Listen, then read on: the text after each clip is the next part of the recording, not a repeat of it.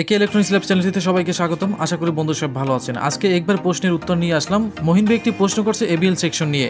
ABL section নিয়ে এ to Z আজকে বড় একটি ভিডিও আপনাদের জন্য তৈরি করছি, সেটি অবশ্যই আপনারা দেখে যাবেন। কিছু সমস্যা আমি আপনাদের পিকচারে দেওয়ার চেষ্টা করছি। স্ক্রিনে দেখতে পাচ্ছেন এরকম সমস্যা হতে পারে। এবিএল সেকশনে সমস্যা হলে আপনাদের লাইটিং চলে যেতে পারে, আপনাদের গ্রাফিক্স চলে যেতে পারে, আর আপনাদের বিভিন্ন রকমের ছবিতে বিভিন্ন রকমের চেন্নক আসতে পারে, ছবি ভেঙে ভেঙে আসতে পারে। সব কিছু সমস্যা আজকে একটি ভিডিওতে আমি আলোচনা করব। অনেকেই চাচ্ছেন যে বড় ভিডিও দিলে কোনো সমস্যা নেই, আমরা দেখব।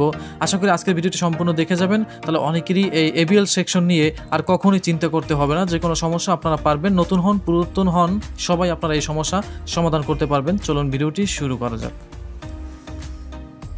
এবিএল ভোল্টেজটি মূলত হলো একটি এসি ভোল্টেজ। এটাকে অনেকে ডিসি ভোল্টেজ মনে করে থাকেন, কিন্তু এটা কিন্তু এসি ভোল্টেজ। এসি ভোল্টেজ এটা একটি অসিলেশন ভোল্টেজ। অসিলেশন ভোল্টেজ বলতে যদি আমি আপনাদেরকে বুঝাই, যেমন ধরেন আমাদের একটি ইউএসবি কেবল, আমরা যদি একটা ইউএসবি কেবল নেই, যেমন ধরেন আমার কাছে যদিও একটি ডাটা ট্রান্সফার করানোর একটি কেবল আছে দেখতে পাচ্ছেন, তো ধরেন এটা একটি ইউএসবি কেবল। আপনি যদি একটা তারটি যদি আপনি ভিতর থেকে যদি কালেকশনটি যদি বের করেন, তাহলে দেখবেন যে 4টি তার অথবা 3টি তার। দেখবেন একটি সিগন্যাল হলো আপনাদের পজিটিভ, যেটাতে আমাদের ভোল্টেজ সিগন্যাল আসে, আর একটা হলো নেগেটিভ, আর দুইটি হলো ডাটা ভোল্টেজ এবং আপনাদের যে মেইন পাওয়ার সাপ্লাই ভোল্টেজ কিন্তু এক না। ডাটা ভোল্টেজ মূলত অসিলেশন ভোল্টেজ। তো এখানে আমাদের কিছু নির্দিষ্ট ভোল্টেজ থাকে, যেটা সিস্টেম আইসিতে 1.5 ভোল্ট 2 ভোল্ট কিন্তু পৌঁছে যায়। তো এখানে এবিএল ভোল্টেজ থাকে 2 নাম্বার পিনে। এবিএল ভোল্টেজের জন্য আপনাদের ছবি মিসিং হতে পারে, পিকচারে বিভিন্ন রকমের সমস্যা দিতে পারে, লাইটিং আলো কম হতে পারে, গ্রাফিক্স উধাও হয়ে চলে যেতে পারে। আবার দেখবেন যে এইরকম ছবি কিন্তু মানে বাঁকা হতে পারে। তো আমি অনেকগুলো কারণ কিন্তু আপনাদের পিকচার স্ক্রিনে আমি দিয়ে দেওয়ার চেষ্টা করব, আপনারা দেখে নেবেন। তো এখন হলো এবিএল ভোল্টেজগুলো ফ্লাইব্যাকের 10 নম্বর পিন, আমাদের 10 যে ফ্লাইব্যাক আছে সেটার হলো এখান থেকে যদি আমরা ধরি তাহলে হলো 9 নম্বর পিন, ওকে। আর 10 নম্বর পিন হলো 180 ভোল্টেজ। তো এখান থেকে যদি আমরা দেখি তাহলে 9 নম্বর পিনটা এখান থেকে আমাদের দেখতে পাচ্ছেন একটি রেজিস্ট্যান্স হয়ে গেছে। তো এবিএল ভোল্টেজটা কিন্তু এখান থেকে দেখা যায় প্রায় কিন্তু আমাদের এখানে কিন্তু শর্ট সার্কিট হয়ে থাকে অনেক সময়। তো এগুলো আপনারা দেখে নেবেন। তো এবিএল ভোল্টেজটা এখান থেকে একটি রেজিস্ট্যান্সের মাধ্যমে, এখানে কত রেজিস্ট্যান্স থাকে? 15 কের একটি রেজিস্ট্যান্স থাকে। এখানে 15 কের একটি রেজিস্ট্যান্স হয়ে এই যে দেখতে পাচ্ছেন, এখান থেকে যদি আপনি ধরতে আসেন তাহলে আপনারা দেখবেন যে এই যে দেখেন এখানে আসার পর আমরা এখানে আবারও একটি দেখতে পাবো, এখানে একটি থাকবে 47 কে একটি রেজিস্ট্যান্স। 47 কে একটা রেজিস্ট্যান্স হয়েই দেখবেন যে এখানে আমাদের রয়েছে একটি জেনার ডায়েট। তো জেনার ডায়েটটা এখানে দেখবেন, এখানে একটি জেনার ডায়েট আছে, পজিটিভে কালেকশন করা আছে। এরপর জেনার ডায়েট হয়ে আপনাদের একটি 3.3 কে একটি রেজিস্ট্যান্স হয়ে আমাদের সিস্টেম আইসির কত নাম্বার পিনে থাকবে? এই যে এখান থেকে যদি আমরা গণি তাহলে 1 2 3 4 5 6 7 8 9 10 11 12 13 14 15 16 17 18 19 20 20 21 22 23 24 25 26 27। এই যে 27 নম্বর পিনে যদি দেখেন, এখানে 27 নম্বর পিন হয়ে কিন্তু এখানে দেখতে পাচ্ছেন আমাদের 3.3 কে একটি রেজিস্ট্যান্স হয়ে আসছে। এটার পাশে একটি ক্যাপাসিটার থাকবে, সেটি হলো 2.2 ইউফ একটি ক্যাপাসিটার, 50 ভোল্টের একটি ক্যাপাসিটার থাকবে। তো এই ক্যাপাসিটারের সমস্যা যদি হয় তাহলে কিন্তু আমাদের এবিএল সেকশনে ভোল্টেজ এবিএল সেকশনে কিন্তু পিকচারজনিত সমস্যা হতে পারে। তাই অবশ্যই যাদের এবিএল সমস্যা হবে, মহিন ভাই আমাকে একটি প্রশ্ন করছিলেন এই এবিএল সেকশন নিয়ে, আপনারা প্রথমেই দেখবেন সিস্টেম আইসি এই নাম্বারগুলো প্রায় এক, যেমন 88 73 88 95 88 93, আর আরও কিছু সিস্টেম আইসির কিছু নাম্বার আছে সেগুলো একই। তো 27 নম্বর পিনটা যদি আপনারা এখানে দেখেন যে 1.5 ভোল্ট 2 ভোল্ট আছে কিনা, তাহলে এটা ধরতে যদি আপনারা ক্যাপাসিটার পর্যন্ত এবং জেনার ডায়েট এবং এখানে 47 কে রেজিস্ট্যান্স এবং এখানে যদি আপনারা ফ্লাইব্যাকে 9 নম্বর পিন থেকে যদি শুরু করেন, অথবা 27 নম্বর পিন সিস্টেম আইসি 27 নম্বর পিন থেকে যদি আপনারা আসেন, তাহলে কিন্তু এই রোগটি কিন্তু শনাক্ত করতে পারবেন খুব সহজেই। এখন আপনাদের যে কাজটি করতে হবে সেটি হলো এবিএল সেকশন ভোল্টেজ সমস্যা নাকি আপনাদের ভার্টিক্যাল সমস্যা নাকি হরিজন্টাল সমস্যা। অনেক সময় আসে না যে এবিএল ভোল্টেজ সমস্যা না, তবে ভার্টিক্যাল জনিত কিছু সমস্যা। সেই জন্য অবশ্যই আপনারা এখানে ভালোভাবে দেখে নেবেন। আমি কিন্তু কিছু আপনাদের কিন্তু পিকচার দিয়েছি স্ক্রিনে, সেগুলো এর মতনই এই সমস্যাটি হয়ে থাকে। তাই অবশ্যই 110 ভোল্ট আর চপারে সবগুলো ভোল্টেজ আপনারা দেখে নেবেন, ফ্লাইব্যাকে ভোল্টেজটা ঢুকছে কিনা ভালোভাবে, এবং এবিএল ভোল্টেজটা এখান থেকে প্রথম থেকে মাপতে যাবেন। আবার অনেক সময় দেখবেন যে ছবি কিন্তু বাঁকা হয়ে যায়। এই সমস্যাটি হয় যখন এই কালেকশনটি মানে অসিলেশন ভোল্টেজটি একদম ভালোভাবে কিন্তু পায় না।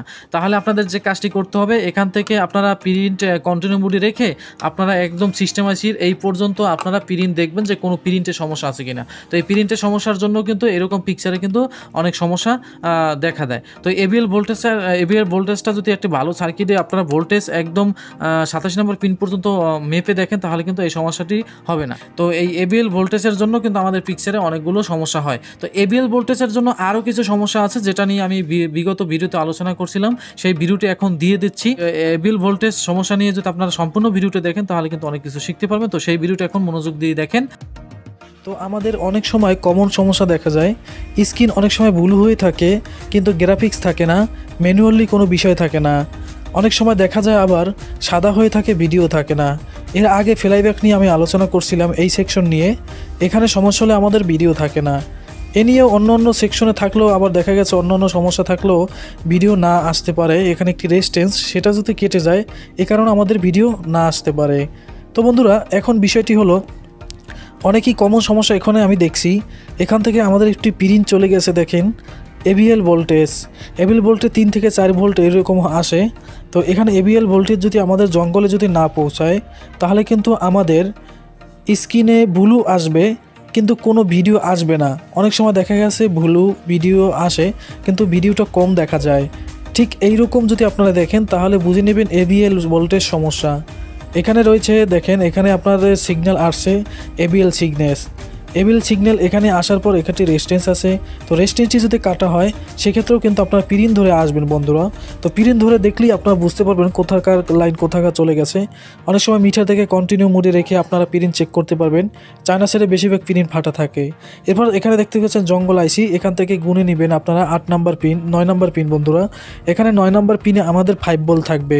মূলত জঙ্গল আইসিটি চালু হতে আমাদের এখানে 9 নাম্বার পিনে 5 ভোল্ট ইন করা লাগে। তো এই 5 ভোল্ট আমাদের আউটপুট হয় এখানে একটি 2383 একটি ট্রানজিস্টর দিয়ে। ট্রানজিস্টরটি যদি খারাপ হয় আর যদি আমাদের ভোল্টেজের জঙ্গলে 5 ভোল্ট না যায়, তাহলে কিন্তু আমাদের ঠিক এইরকম স্ক্রিন দেখাবে সাদা, কিন্তু ব্লু আসবে না, কোনো গ্রাফিক্স থাকবে না, একদম সাদা। এভাবে সমস্যা হতে পারে। 180 ভোল্ট সমস্যা হলে এরকম সমস্যা হতে পারে। মূলত এখানে যদি 5 ভোল্ট আমাদের জঙ্গলে না আসে, কোনো প্রকার ভিডিও আসবে না। তো বন্ধুরা, ভিডিও না আসার যে কারণগুলো সেইগুলো ব্যাখ্যা করে যাচ্ছি, এবং সঠিক পরামর্শ আপনারা ঠিক এইরকম আপনারা সমাধান করবেন, আশা করি সমাধান হয়ে যাবে।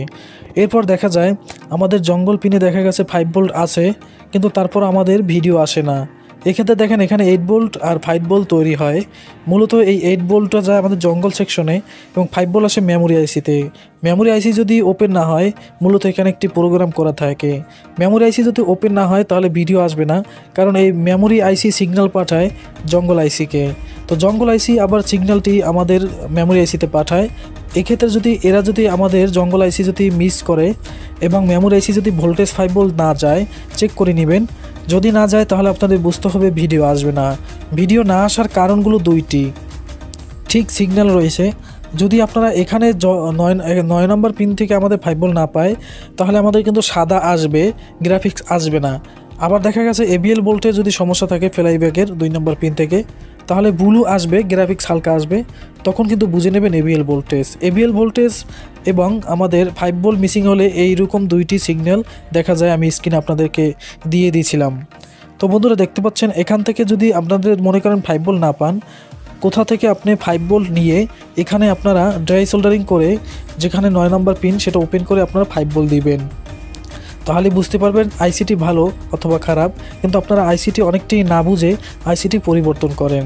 আবার অনেক সময় দেখা গেছে এইরকম একটি রেগুলেটর আইসি নেবেন, তো রেগুলেটর আইসি দিয়ে 5 ভোল্ট তৈরি করে ওখানে দিলেও আমাদের রেজাল্ট এসে যায়। এখানে আরেকটা কমন সমস্যা, যেটি সবাই আমাকে কমেন্ট করেন এবং যে এই সমস্যাগুলো বেশি হয়ে থাকে, এখানে রয়েছে দেখেন 4 নম্বর পিন। তো বন্ধুরা, 4 নম্বর 1 2 3 4 নম্বর পিনে দেখতে পাচ্ছেন আমাদের 5 ভোল্ট। তো এখানে বিএল লেখা থাকে, অনেক সময় 5 ভোল্ট লেখা থাকে। তো এখানে আমাদের যদি 5 ভোল্ট যদি না আসে, তাহলে কিন্তু আমাদের কিন্তু চ্যানেল সেভ হবে না, অনেক সময় অটোমেটিক চ্যানেলটি চলে যাবে, এরকম সমস্যা হতে পারে। আবার টিউনিং সমস্যা হলেও কিন্তু আমাদের এই সমস্যাটি হতে পারে। তো এই সমস্যাটি আমরা অনেকেই সমাধান করতে পারি না। তো এটারও একটি বিশেষ কারণ আছে। এখানে একটি আইসি আছে, সরি বন্ধুরা, এখানে একটি রেজিস্ট্যান্স, তো এই রেজিস্ট্যান্সটা যদি আমাদের কাটা হয়, দেখতে পাচ্ছেন এখানে 10K একটি 1K রেজিস্ট্যান্স থাকে।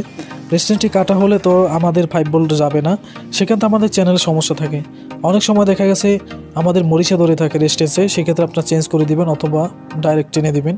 তো এখানে যদি আমাদের ভোল্টেজ যদি আসে, তাহলে আমাদের বুঝতে হবে ABL ভোল্টেজ না, সিগন্যাল আসবে ঠিক ব্লু, কিন্তু গ্রাফিক্স হালকা আসবে, সম্পূর্ণ আসবে না। আর জঙ্গলটি যদি আমাদের মিসিং হয়ে যায় 5 ভোল্ট, তাহলে আমাদের কিন্তু কোনো রকমই কিন্তু ভিডিও আসবে না, একদম সাদা চিনাবে। এই মেমোরি আইসিটির ভিতরে সফটওয়্যার করা থাকে, সফটওয়্যারটিতে সমস্যা হলো মূলত আমাদের এই সমস্যাটি দেখা যায়। ভিউয়ার্স, আজকে এই পর্যন্তই। যদি ভিডিওটি ভালো লাগে অবশ্যই লাইক কমেন্ট করতে ভুলবেন না। সামনে আরও নতুন ভিডিও পেতে অবশ্যই চ্যানেলটি সাবস্ক্রাইব করে বেল আইকন অন করে রাখুন। আজকে এই পর্যন্ত। আমার সাথে যারা যোগাযোগ করতে চান হোয়াটসঅ্যাপ গ্রুপে যোগাযোগ করতে পারেন, ডিসক্রিপশন বক্সে লিঙ্ক দেওয়া হবে। এছাড়াও আমার ফেসবুক পেজে কিন্তু এই ভিডিওগুলো ছাড়া হয় এবং LED টিভির ভিডিওগুলো পেজে ছাড়া হবে, সেই লিঙ্ক দেওয়ার চেষ্টা করব। ধন্যবাদ। আজকে এই পর্যন্তই, দেখা হবে আবার নতুন ভিডিওতে। ভালো থাকবেন।